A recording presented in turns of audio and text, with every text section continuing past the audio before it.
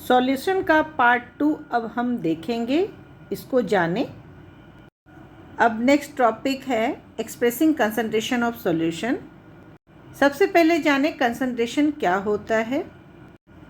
Composition of a solution can be describe by expressing it's concentration, जिसे हम dilute और concentrate दो तरीके से बांट सकते हैं।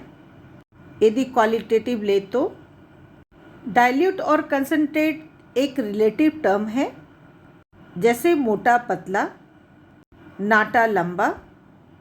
डाइल्यूट कहने का मतलब है कि इसमें सॉल्यूट काफ़ी कम क्वांटिटी में होगा। जैसे 1 ग्लास ऑफ वाटर में हम 1 टीस्पून सॉल्ट ले तो वो डाइल्यूट कहलाएगा। उसी तरह 1 ग्लास ऑफ वाटर में हम 20 टीस्पून सॉल्ट लेते हैं तो वो कंसनट्रेटेड कहलाता है। इसका मतलब हम कह सकते हैं डाइल्यूट और कंसनट्रेट दो एक रिलेटिव टर्म है। जैसे हम कह सकते हैं डाइल्यूट एसिड और कंसनट्रेट। डाइल्यूट एसिड में सॉल्यूट कम होता है, मीन्स एसिड की मात्रा कम होती है, और कंसनट्रेटेड एसिड में एसिड की मात्रा ज़्यादा होती है। तो इस तरह से हम जाने डाइल्यूट और कंसनट्रेटेड दो टर्म है, रिलेटिव टर्म है, और उसे हम क्वालिटेटिवली एक्सप्रेस कर सकते हैं। लेकिन सॉल्यूशन में कितने क्वांटिटी में सॉल्यूट है ये हमें नहीं पता चलता है। इसके लिए हम लोग क्वालिटेटिव ना करके क्वांटिटेटिव टर्म यूज़ करते हैं।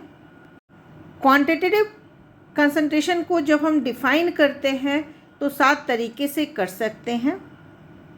पहला मास परसेंटेज, दूसरा वॉल्यूम परसेंटेज, तीसरा मास बाई वॉल्यूम, चौथा पार्ट्स पर मिलियन, पांचवा मोल फ्रैक्शन, छठा मोलैरिटी, सातवां मोलैलिटी।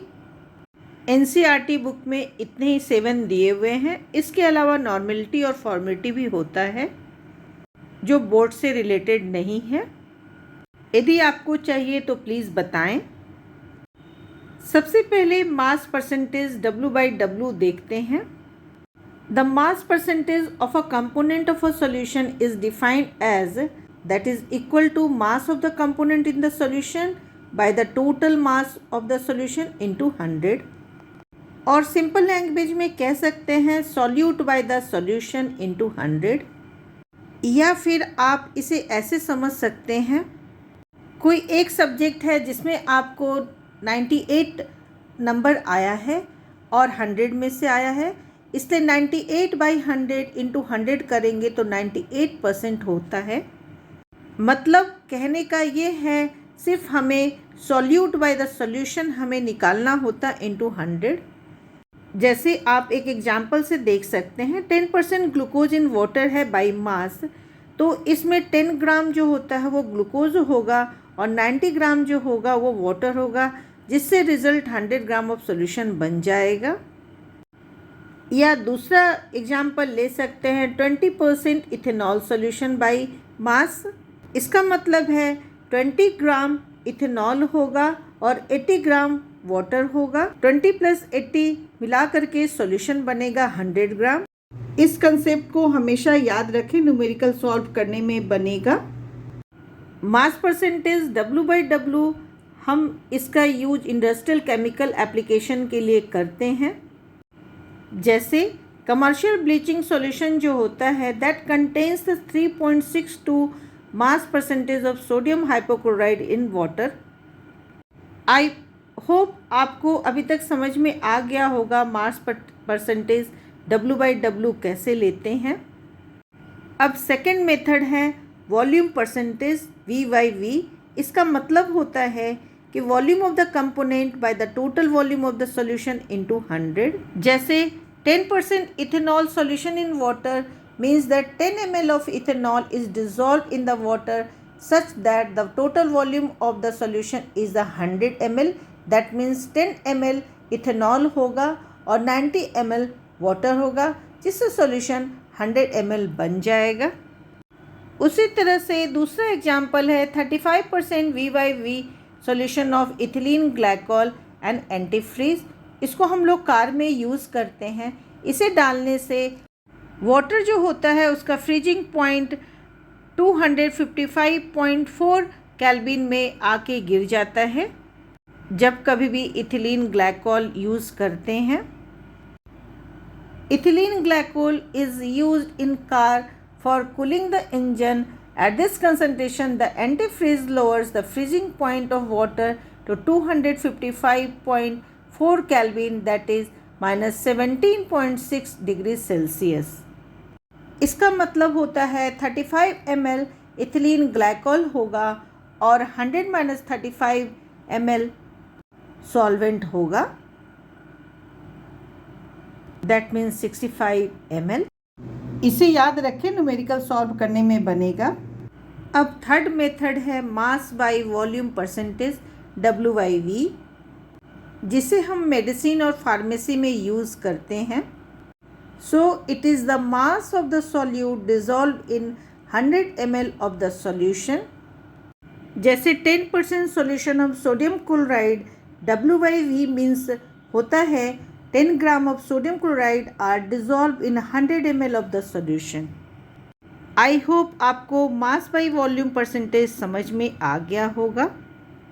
अब पार्ट्स पर मिलियन समझते हैं क्या होता है। 1 मिलियन 10⁶ होता है, दैट मीन्स 10 लाख होता है। जैसे इसे समझने के लिए आप ऐसे समझ सकते हैं, एक टीचर जो है वो 2 स्टूडेंट के लिए है, एक टीचर जो है 1000 स्टूडेंट के लिए है और एक टीचर 1 मिलियन स्टूडेंट के लिए है। इसका मतलब है जब एक टीचर 2 स्टूडेंट के लिए होंगे तो ज़्यादा कंसंट्रेट हो सकते हैं, और जब एक टीचर 1000 स्टूडेंट के लिए होंगे तो सारे स्टूडेंट उस पर ध्यान नहीं दे सकते हैं। उसी तरह से 1 मिलियन जब स्टूडेंट रहे और एक टीचर रहे तो कितने बच्चे पे टीचर ध्यान देंगे। आप इसे दूसरे तरीके से भी समझ सकते हैं। अभी समर का सीज़न है, आम बहुत मिलते हैं। जैसे एक आम 2 स्टूडेंट को दे तो हाफ हाफ डिवाइड हो जाएगा, और एक आम 1000 स्टूडेंट को देंगे तो बहुत ही कम क्वांटिटी मिलेगा। और यहाँ तक कि एक आम को हम 10 लाख लोगों में डिस्ट्रीब्यूट करेंगे तो कितनी कम क्वांटिटी होगी, ट्रेस अमाउंट ही मिलेगा। सो पार्ट्स पर million, that means ppm, it is the parts of the component per million parts of the solution, or you can write that parts per million of A is equal to mass of component A by the total mass of the solution into 10⁶. Concentration in parts per million can also be expressed as a mass to mass, volume to volume, or the mass to volume. ppm को हम लोग pollutants को express करने के लिए use करते हैं, जिसे माइक्रोग्राम पर ml और ppm में एक्सप्रेस किया जाता है। आई होप आपको ppm समझ में आ गया होगा। अब 5th मोल फ्रैक्शन समझते हैं। इसका सिंबल काई है, दैट मीन्स x है, जिसे हम काई या फिर साई कहते हैं। मोल फ्रैक्शन जानने से पहले सबसे पहले हम जानें मोल क्या होता है। It is the ratio of the mass by the molar mass. Mole fraction of a component is defined as the ratio of the number of moles of the component by the total number of moles of all the components. यदि हम binary solution लें तो XA और XB हम लेंगे और दोनों का सम जो होगा मोल फ्रैक्शन का वो 1 होगा। यदि solution I number of components को कंटेन करता है तो सम ऑफ द मोल फ्रैक्शन जो होगा वो भी 1 होगा। मोल फ्रैक्शन यूनिट लेस होता है। मोल फ्रैक्शन को हम x लिखते हैं, दैट मीन्स थोड़ा सा टेढ़ा x हो जाता है, धक्का लग गया तो उसे बड़ा सा x लिख देते हैं, जिसे हम काई कहते हैं या साई कहते हैं। Mole fraction is independent of temperature. Suppose solute को हम A से डिनोट करते हैं तो mole fraction of solute XA is equal to NA by the NA plus NB, और मोल फ्रैक्शन ऑफ सॉल्वेंट उसे XB से डिनोट करते हैं तो NB by NA plus NB होता है। यदि एक कंपोनेंट का मोल फ्रैक्शन 0.6 है तो दूसरा कंपोनेंट का मोल फ्रैक्शन 0.4 हो जाएगा, क्योंकि दोनों कंपोनेंट का हम ऐड करें तो मोल फ्रैक्शन जो होता है वो हमेशा 1 होता है। यदि आपको एक निकल गया मोल फ्रैक्शन तो आप दूसरा निकाल सकते हैं 1 से माइनस करके। अब इसका एक न्यूमेरिकल सॉल्व करते हैं। आपके बुक के हिसाब से एग्जाम्पल 1.1 है। Calculate the mole fraction of ethylene glycol in a solution containing 20% of ethylene glycol by mass. 20% ethylene glycol का मतलब होता है 20 gram of ethylene glycol present है और 80 ग्राम ऑफ वाटर प्रेजेंट है, क्योंकि ये बाय मास दिया हुआ है। और molar mass of ethylene glycol इसको हम बना सकते हैं 12 into 2 plus 1 into 6 plus 16 into 2 equal to 62 gram per mole. और वाटर का मोलर मास 18 होता है, 2 प्लस 16 18 होगा वाटर का molar mass gram per mole. Moles of ethylene glycol अब हमें 20 gram by 62 gram per mole that is equal to 0.322 mole होगा। और moles of water is equal to 80 gram by 18 gram per mole that is equal to 4.444 mole. अब हमें chi निकालना है, that is mole fraction of ethylene glycol that is equal to moles of ethylene glycol by the moles of the ethylene glycol plus moles of water. That means moles of one component by the total moles of solution. तो ethylene glycol का moles कितना निकला 0.322 मोल, और solution का क्या होगा 0.332 plus 4.444 mole that is equal to 0.068। अब हमें वाटर का निकालना है तो हम डायरेक्ट 1 माइनस 0.068 निकाल सकते हैं दैट इज इक्वल टू 0.932। इस क्वेश्चन को समराइज करने के लिए एक बार फिर से बताती हूँ। 20% इथिलीन ग्लाइकॉल बाई मास का मतलब होता है 20 ग्राम ग्लाइकॉल और 80 ग्राम वाटर, 100 माइनस 20 करेंगे तो 80 ग्राम हो जाएगा।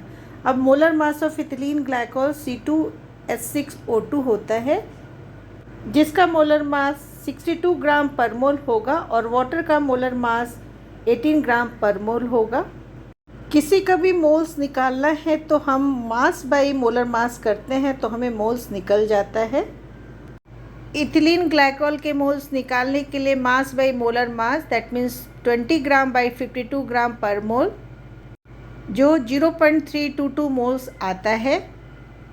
उसी तरह से वाटर का मोल्स निकालने के लिए 80 gram by 80 gram per mole that means equal to 4.444 mole. अब हमें ग्लाइकॉल और वाटर का मोल निकल गया है, तो मोल फ्रैक्शन ऑफ ग्लाइकॉल को आसानी से निकाला जा सकता है that is equal to moles of glycol by the moles of glycol plus moles of water. सबका वैल्यू पुट करने पर हमें मोल फ्रैक्शन ऑफ ग्लाइकॉल हमें निकलता है 0.068। उसी तरह से मोल फ्रैक्शन ऑफ वाटर निकाल सकते हैं, moles of water by the moles of solution that means moles of glycol and moles of water को ऐड करेंगे तो निकल जाएगा। हम जानते हैं बाइनरी सॉल्यूशन का हम जब मोल फ्रैक्शन निकालते हैं तो उसका sum of the mole fraction of the binary solution is 1। एक का हमें मोल फ्रैक्शन पता है 0.068, तो हम वाटर का मोल फ्रैक्शन आसानी से निकाल सकते हैं। 1 से माइनस कर देंगे 0.068 को, तो वाटर का मोल फ्रैक्शन 0.932 आ जाता है। इसी तरह से बाकी आप मोल फ्रैक्शन का क्वेश्चन कर सकते हैं। आई होप आपको मोल फ्रैक्शन निकालना अब तक आ गया होगा। अब मोलरिटी के बारे में जानते हैं। Molarity is a ratio of the moles of the solute by the volume of the solution in litre. Molarity में R है इसलिए लीटर आता है, इस तरह से इसे याद करें। It is denoted by capital M। Molarity का यूनिट है मोल पर लीटर और मोल पर लीटर को हम कैपिटल M से भी डिनोट करते हैं। फॉर एग्जाम्पल 0.25 मोल पर लीटर है। इसका कहने का मतलब है कि 0.25 mole of sodium hydroxide is dissolved in a 1 liter of the solution. Example 1.2 है, calculate the molarity of a solution containing 5 gram of sodium hydroxide in 450 ml of solution. इसे सॉल्व करने से पहले सोडियम हाइड्रोक्साइड का molar mass निकाल लें जो 40 ग्राम per मोल होता है। सबसे पहले मोल्स ऑफ सोडियम हाइड्रोक्साइड निकालेंगे। 5/40 जो 0.125 मोल निकलेगा moles of sodium hydroxide. Volume है 450 ml, उसको हम लीटर में चेंज कर लेंगे, डिवाइडेड बाय 1000 कर लेंगे। मोलरिटी के फॉर्मूला के हिसाब से number of moles by the volume of the solution in litre इसको यूज़ करेंगे। सबका वैल्यू पुट करने पर मोलरिटी जो होता है 0.278 m आएगा। इसी तरह से आप बाकी मोलरिटी वाले क्वेश्चन कर सकते हैं एक्सरसाइज वाले। और मोलरिटी निकालना हो जिसे हम स्मॉल m से डिनोट करते हैं, वो होता है ratio of the moles of the solute by the mass of the solvent in kg। आपने नोटिस किया होगा 7 जो हम लोग तरीका बताए हैं, सब में सॉल्यूट बाय द सॉल्यूशन है, लेकिन मोलरिटी में ही सिर्फ सॉल्यूट बाय द सॉल्वेंट आता है। इस बात का ज़रूर ध्यान रखें।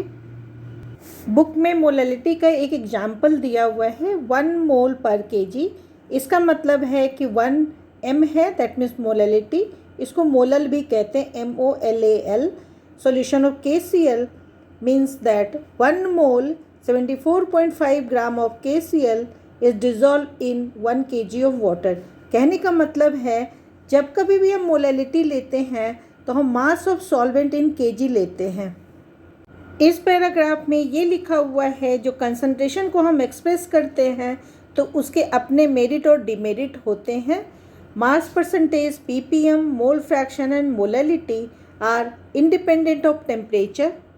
क्योंकि इसमें वॉल्यूम नहीं होते हैं इसलिए ये इंडिपेंडेंट ऑफ टेम्परेचर होता है, दैट मीन्स टेम्परेचर पे डिपेंडेंट नहीं होता है। जबकि मोलरिटी जो है वो फंक्शन ऑफ टेम्परेचर है, that's mean molarity is a function of temperature. अब ये फंक्शन ऑफ टेम्परेचर क्यों होता है? क्योंकि इसमें वॉल्यूम आता है। This is because volume depends on the temperature and mass does not. ये पैराग्राफ काफ़ी इम्पॉर्टेंट है, इसे क्वेश्चन आते हैं। थर्ड एग्जाम्पल में एक न्यूमेरिकल दिया हुआ है, calculate molarity of 2.5 gram of ethanoic acid CH3COOH in 75 gram of benzene. Ethanoic acid और एसिटिक एसिड और ग्लाइसिल एसिटिक एसिड एक ही होते हैं, CH3COOH। इसका मोलर मास C2H4O2, जिसको हम एसिटिक एसिड CH3COOH को लिख सकते हैं, 60 ग्राम होता है पर मोल। क्योंकि इसमें कार्बन 2 हैं तो 12 × 2, हाइड्रोजन 4 हैं इसलिए 4 × 1 और ऑक्सीजन 2 हैं 16 × 2। सबको ऐड करेंगे तो 60 ग्राम पर मोल आएगा मोलर मास इथेनोइक एसिड का।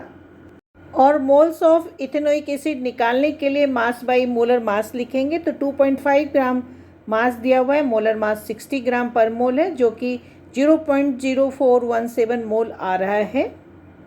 बेंजीन का मास जो है 75 ग्राम दिया हुआ है, उसको पहले kg में कन्वर्ट करेंगे। इसके लिए डिवाइडेड बाई 1000 कर देंगे 75 को, जो कि 75 × 10⁻³ kg होगा।